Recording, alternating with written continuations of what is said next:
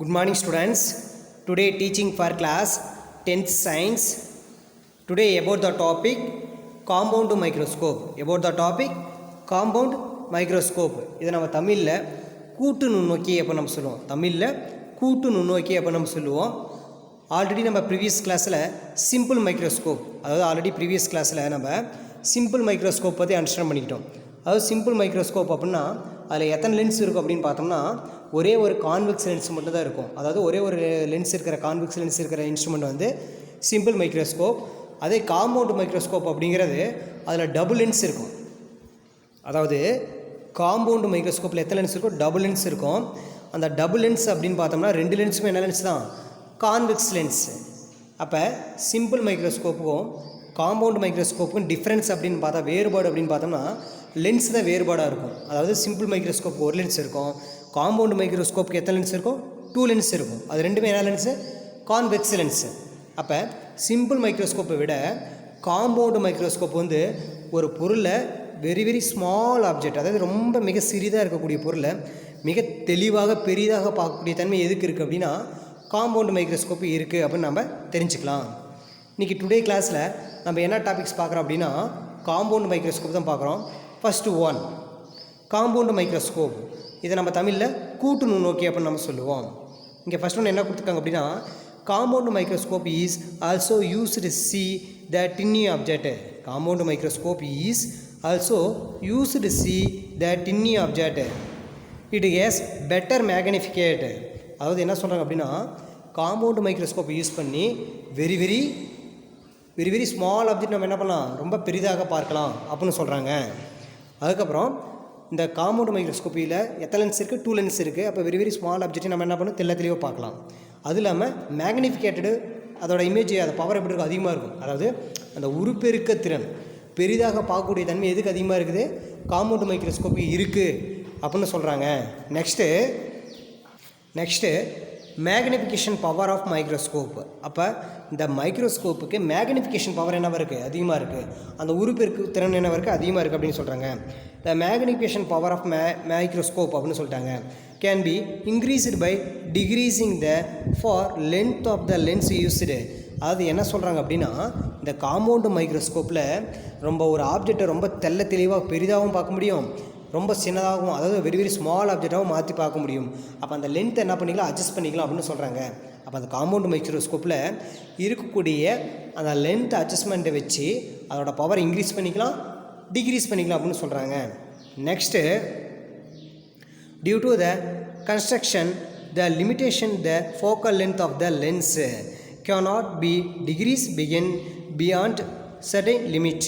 அதாவது என்ன சொல்கிறாங்க அப்படின்னா டியூ டு கன்ஸ்ட்ரக்ஷன் லிமிட்டேஷன், அதாவது இதோட அமைப்போட ஒரு குறிப்பிட்ட கட்டுப்பாடு இருக்குது. அதாவது இது அமைப்பில், அதாவது கூட்டு நுண்ணோக்கி இந்த காம்பவுண்ட் மைக்ரோஸ்கோப்பில் ஒரு சில கண்டிஷன்ஸ் இருக்குது, அதான் சொல்கிறாங்க லிமிட்டேஷன்னு. The focal length of the lens cannot be decreased. அதாவது என்ன சொல்கிறாங்க அப்படின்னா இதில் இருக்கக்கூடிய லென்ஸோட ஃபோக்கல் லென்த்தை நம்ம என்ன பண்ண முடியாது, டிக்ரீஸ் பண்ண முடியாது. இதில் இருக்கக்கூடிய ஃபோக்கல் லென்த்தை நம்மளால் என்ன பண்ண முடியாது, டிக்ரீஸ் பண்ண முடியாது அப்படின்னு சொல்கிறாங்க. Next the focal length of the lens cannot be decreased beyond certain limit. ஒரு லிமிட் வரைக்கும் நம்மளால் என்ன பண்ண முடியாது, டிக்ரீஸ் பண்ண முடியாது அப்படின்ட்டாங்க. The problem can be solved by using 2 separate bifocal lens biconvex lenses அப்படின்னு சொல்லிட்டாங்க. அப்போ இதில் எத்தனை லென்ஸ் இருக்குது? 2 கான்வெக்ஸ் லென்ஸ் இருக்குது. அதை நம்ம என்ன சொல்லுவோம், பை கான்வெக்ஸ் லென்ஸ்னு சொல்லுவோம். அதாவது 2 குவி லென்ஸுகள் இருக்குது அப்படின்னு நம்ம தெரிஞ்சுக்கிட்டோம். இந்த 2 குவி லென்ஸ் என்ன பண்ணுறது, ஒரு குறிப்பிட்ட அளவுக்கு நம்ம என்ன பண்ண முடியாது, லென்ஸை டிக்ரீஸ் பண்ண முடியாது அப்படின்னு சொல்கிறாங்க. நெக்ஸ்ட்டு நமக்கு என்ன கொடுத்துருக்காங்க அப்படின்னா கன்ஸ்ட்ரக்டர் அப்படின்னா தமிழ் நம்ம அமைப்பு, இதோட அமைப்பை பற்றி நம்ம தெரிஞ்சுக்கிறோம். கன்ஸ்ட்ரக்ஷன் அப்படின்னு சொல்லியிருக்காங்க. ஃபஸ்ட்டு கன்ஸ்ட்ரக்ஷன் என்ன சொல்லியிருக்காங்க அப்படின்னா a compound microscope consists 2 convex lenses. இதில் எத்தனை லென்ஸ் இருக்குது? 2 கான்வெக்ஸ் லென்ஸ் இருக்குது அப்படின்ட்டாங்க. A compound microscope consist of 2 convex lenses. அப்போ இதில் எத்தனை லென்ஸ் இருக்குது? 2 வடிவிலான கான்வெக்ஸ் லென்ஸ் இருக்குது. The lens with the shorter focal length. அதாவது ஒரு லென்ஸ் வந்து என்னது, ஷார்ட்டர் ஃபோக்கல் லென்த்து அப்படின்ட்டாங்க. அப்போ இதில் எத்தனை லென்ஸ் இருக்குது? 2 லென்ஸ் இருக்குது. அதில் ஒரு லென்ஸ் வந்து ஷார்ட்டர் ஃபோக்கல் லென்த்து, அதாவது குவிய தொலைவு ரொம்ப குறைவாக உள்ள லென்ஸு. அதாவது ஃபோக்கல் லென்த்து வந்து ரொம்ப டிக்ரீஸாக இருக்கக்கூடிய லென்ஸை சொல்லியிருக்காங்க. அப்போ ஒரு டைப் சொல்லிட்டாங்க. Next The length is placed nearby the object and C called as objective lens. அப்போ ஒரு லென்ஸுக்கு, அதாவது ஃபோக்கல் லென்த் கம்மியாக காட்டக்கூடிய அந்த லென்ஸுக்கு பக்கத்தான ஒரு பொருள் இருக்குது. அந்த பொருளை நம்ம என்ன சொல்லுவோம், கண்ணருகு, அதாவது கண்ணருகு லென்ஸ். அந்த பொருளுக்கு பக்கத்தாண்ட இருக்கிற லென்ஸை நம்ம என்ன சொல்லுவோம், அதாவது ஆப்ஜெக்டிவ் லென்ஸு, அதாவது அது பொருளருகு லென்ஸ் அப்படின்னு நம்ம சொல்லுவோம். அதாவது அப்போ இந்த இன்ஸ்ட்ருமெண்ட்டில் எத்தனை லென்ஸ் இருக்குது, 2 லென்ஸ் இருக்குது. அப்போ லென்ஸுக்கு பக்கத்தாண்ட பொருள் இருந்தால் அந்த லென்ஸை நம்ம என்ன சொல்லுவோம், பொருளருகு லென்ஸு. இங்கிலீஷில் ஆப்ஜெக்டிவ் லென்ஸ் அப்படின்னு சொல்லுவோம், அல்லது objective piece.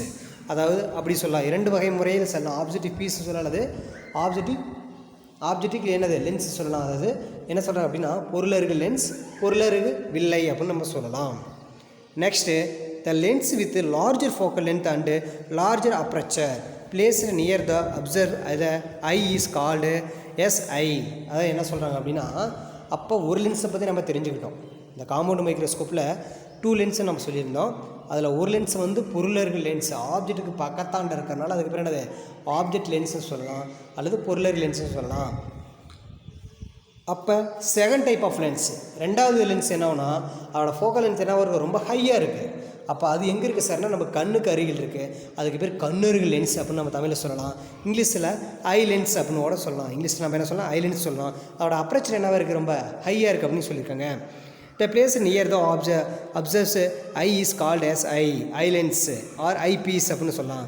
Both the lenses are fixed it a neuro tube with the adjustable என்னது ப்ரொவிஷன்ஸ், அதாவது அட்ஜஸ்டபுள் ப்ரொவிஷன்ஸுன்ட்டாங்க. அதாவது என்ன சொல்லியிருக்காங்க அப்படின்னா, அப்போ இந்த 2 லென்ஸுமே ஒரு டியூபுக்குள்ளே தான் இருக்குது. அதாவது இந்த 2 லென்ஸுமே மைக்ரோஸ்கோப், அதாவது காம்பவுண்ட் மைக்ரோஸ்கோப்போட இன்ஸ்ட்ருமெண்ட்டோட டியூபுக்குள்ளே தான் இந்த 2 லென்ஸுமே இருக்குது. அந்த 2 லென்ஸை நம்ம என்ன பண்ணிக்கலாம், அட்ஜஸ்ட்மெண்ட் பண்ணிக்கலாம். ஃப்ளெக்சிபிளாக என்ன பண்ணிக்கலாம், அட்ஜஸ்ட்மெண்ட் பண்ணிக்கலாம். ஃபோக்கல் லென்த் என்ன பண்ணிக்கலாம், வேரியேஷன் பண்ணிக்கலாம் அப்படின்னு சொல்கிறாங்க.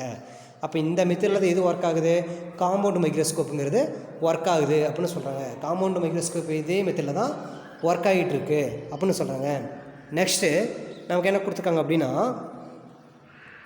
ஒர்க்கிங் ப்ராசஸ், அதாவது ஒர்க்கிங் அப்படின்னு சொன்னால் வேலை, இது எப்படி வேலை செய்யுது அப்படிங்கிறத பற்றி நம்ம தெரிஞ்சுக்கலாம்.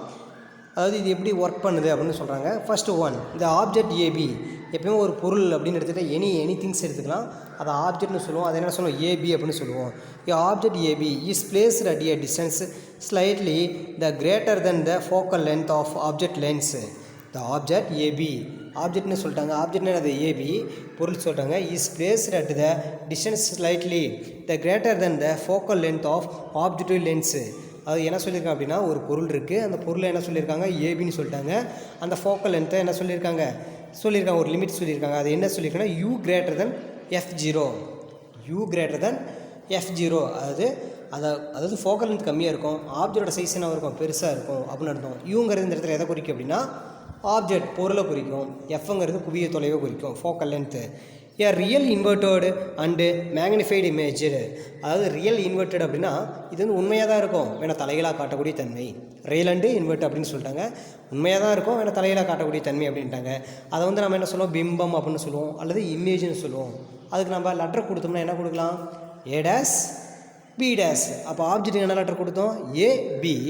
அப்போ இமேஜில் என்ன கொடுக்கணும், A டேஸ் B டேஸ் அப்படின்னு சொல்லியிருக்காங்க. நெக்ஸ்ட்டு நமக்கு வேறு என்ன கொடுத்துருக்காங்க அப்படின்னா, A டேஸ் B டேஸ்ன்னு கொடுத்துட்டாங்க. அதுக்கடுத்தது the formed at the other magnification. அதான் இங்கே என்ன சொல்லியிருக்காங்க அப்படின்னா, அடுத்த கொடுத்துட்டு இங்கே பிக்சர் கொடுத்துட்டாங்க. இங்கே பிக்சரில் நம்ம பார்த்தோம்னா என்ன கொடுத்துருக்காங்க அப்படின்னா, நம்ம பிக்சரில் அண்டர்ஸ்டாண்ட் பண்ணிக்கலாம். எத்தனை பிக்சர் இருக்குது, ஒரு பிக்சர் இருக்குது, இதில் எத்தனை லென்ஸ் இருக்குது, 2 லென்ஸ் இருக்குது. ஃபஸ்ட்டு லெஃப்ட் சைடில் பார்த்தோம்னா ஆப்ஜெக்டிவ்னு இருக்கும், அதாவது அதுக்கு பேர் தான் பொருளருகு லென்ஸு. ஆப்ஜெக்டிவ் லென்ஸ் அப்படின்னு பேர், அதாவது பொருளருகு லென்ஸு. பொருளோட பக்கத்தாண்ட இருக்கிறனால அதுக்கு பேர் என்னது, பொருளருகு லென்ஸ் அப்படின்னு நம்ம சொல்லுவோம். அப்போ இன்னொரு சைஸ் வந்து பெரிய சைஸ் ஆஃப் லென்ஸ் ஒன்று இருக்கும், லார்ஜ் சைஸ் ஆஃப் லென்ஸ் ஒன்று இருக்கும். அந்த லென்ஸுக்கு பேர் ஐ பீஸ் அல்லது ஐ பீஸ் அல்லது ஐ லென்ஸ் அப்படின்னு நம்ம சொல்லுவோம். அதாவது இதுக்கு பேர் கண்ணருகு லென்ஸ் அப்படின்னு பேர். அப்போ இதில் எத்தனை டைப் ஆஃப் லென்ஸ் இருக்குது, 2 டைப் ஆஃப் லென்ஸ் இருக்குது. பொருளருகு லென்ஸ், கண்ணருகு லென்ஸ் அப்படின்னு 2 இருக்குது. பொருளருகு லென்ஸ் அப்படிங்கிறது ஆப்ஜெக்ட்டுக்கு பக்கத்தான இருக்கிறது பொருளருகு லென்ஸ். கண்ணருகு லென்ஸ் அப்படிங்கிறது கண்ணோட பகுதிக்கு அருகில் இருக்கிறது கண்ணருகு லென்ஸ் அப்படின்னு நம்ம சொல்லுவோம். அது பேர் ஐபீஸ் அப்படின்னு சொல்லுவோம். இங்கே பிக்சர் கொடுத்துருக்காங்க. ஃபஸ்ட் இருக்க லென்ஸ் வந்து ஆப்ஜெக்ட் லென்ஸு. லென்ஸோட லெஃப்ட் சைடு என்ன இருக்கிறோம், ஆப்ஜெக்ட் வைக்கிறோம், ஏபி அப்படின்னு ஒரு ஆப்ஜெக்ட் இருக்கிறோம். அதாவது ஆப்ஜெக்டிவ்ஸ் அப்படிங்கிற இடத்துல லென்ஸ் இருக்குது, அந்த இடத்துல நம்ம லெஃப்ட் சைடில் என்ன ஒரு ஆப்ஜெக்ட் இருக்கிற ரெட் கலரில் அங்கே ஏபின்னு இருக்குது, அங்கேருந்து ரே ஃபார்ம் ஆகுது, மேலே ஒரு ரே ஃபார்ம் ஆகுது, கீழே டவுன்வர்ட்ஸில் ஒரு ரே ஃபார்ம் ஆகுது, ரெண்டு ரேமே ரீஃப்ராக்ஷன் ஆகி அங்கே ஒரு இமேஜை ஃபார்ம் பண்ணுது. அதாவது லென்ஸோட ரைட் சைடில் ஒரு இமேஜ் ஃபார்ம் பண்ணுது, ரியல் அண்ட் இன்வெர்டட் இமேஜை ஃபார்ம் பண்ணுது. அதாவது ஆப்ஜெக்ட் வந்து லென்ஸோட லெஃப்ட் சைடு இருக்குது, இமேஜ் வந்து எந்த சைடு வருது, லென்ஸோட ரைட் சைடு வருது, அது ரியல் அண்ட் இன்வெர்டட் தலைகளாக இருக்குது. அந்த ஆப்ஜெக்ட்டுக்கு பேர் வந்து A டேஸ் B டேஸ், அதாவது சாரி ஆப்ஜெக்டோட பேர் வந்து ஏபி, லென்ஸ் இமேஜோட பேர் வந்து A டேஸ் B டேஸ் அப்படின்னு சொல்லிட்டாங்க.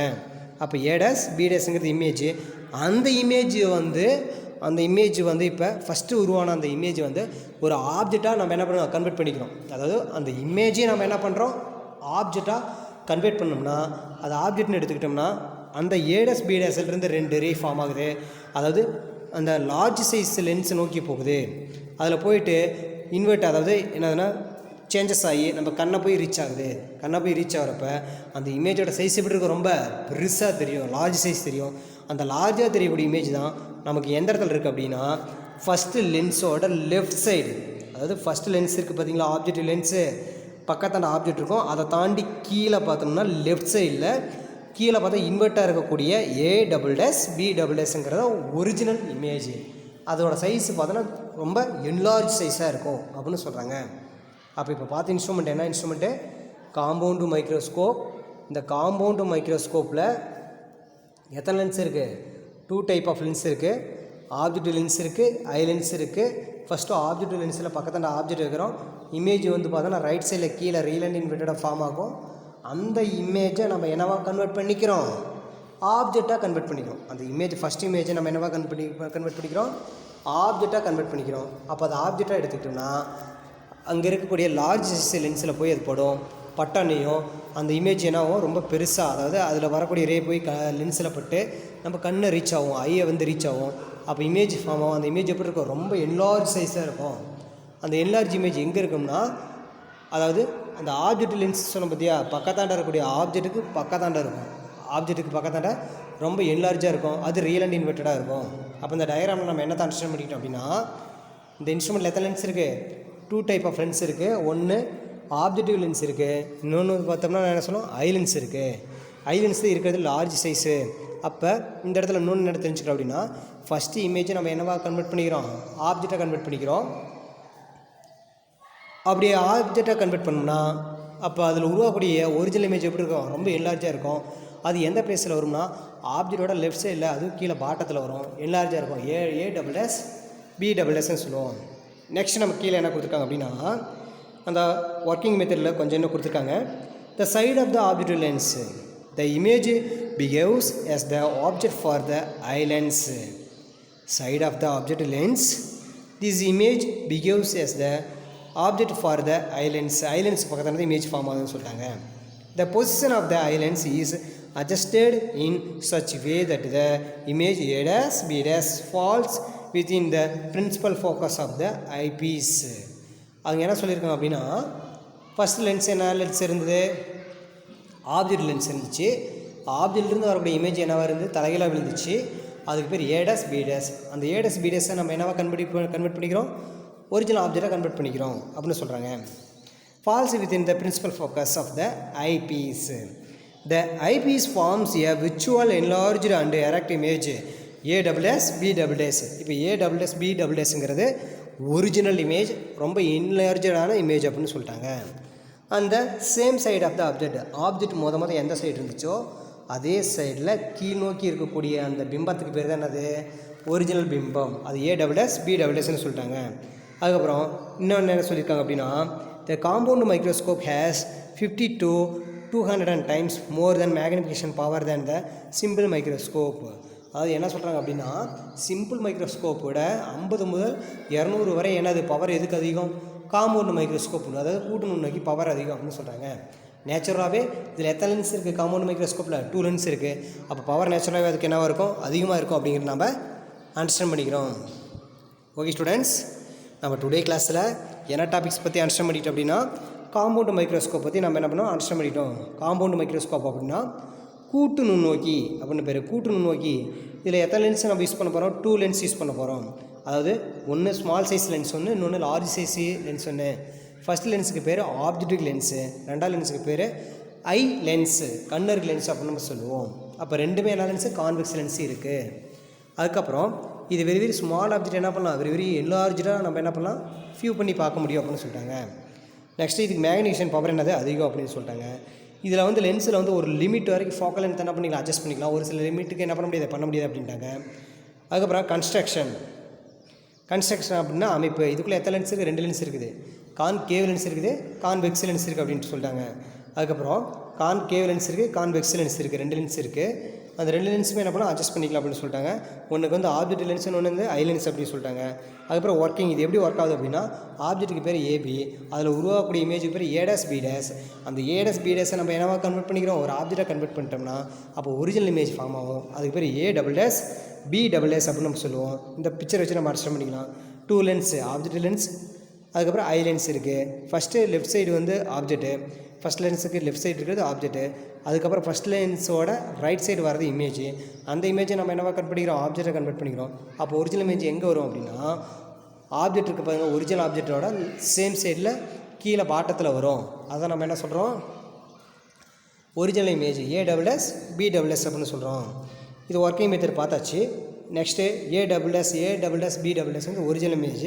காம்பவுண்ட் மைக்ரோஸ்கோப் வந்து சிம்பிள் மைக்ரோஸ்கோப்போட எந்தளவுக்கு பவர் அதிகம்னா 50 to 200 டைம்ஸ் வந்து பவர் அதிகம் அப்படின்னு சொல்லிட்டாங்க. ஓகே ஸ்டூடெண்ட்ஸ், நம்ம நெக்ஸ்ட் கிளாஸில் நெக்ஸ்ட் டாபிக் பற்றி அண்டர்ஸ்டாண்ட் பண்ணிக்கலாம். Thank you to all.